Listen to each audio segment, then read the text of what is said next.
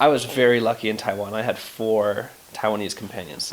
I think the average American missionary who goes there has two, and I had four. It was great. Some of these, man, they had amazing background stories. Two of them, all four of them were converts, but two of them really, their stories really stick out in my mind. So one of them, okay, he during his high school days, he had really bad relationships with his mom and his dad, and he actually got to the point where he ran away from home, and he lived on his own for a couple years. He got involved even with gangs and gang violence and drug trade in Taiwan.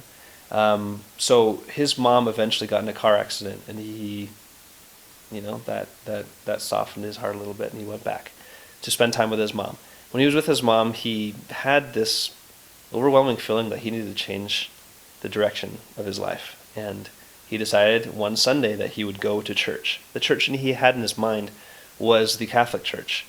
As he was walking to church, he was invited by the missionaries to go to our church. He literally walked right by our chapel, and the missionaries were outside and invited him in.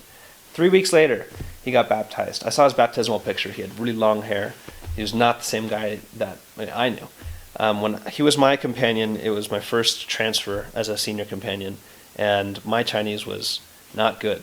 I mean, I could teach lessons in Chinese, but the things on the street that I had to understand and things. I mean, there's a lot of understanding that I was lacking. But he was so supportive. Every night that we came home. I would have to prepare, make appointments for the next day and stuff, and he would just help me. I mean, he was just a very, very Christ-like companion. He would organize the apartment. He would get me hot chocolate if it was like a cold day. I was with him in the winter in Taipei, northern part. So that is just an amazing story of how his life was totally turned around, and he became a very, very diligent missionary.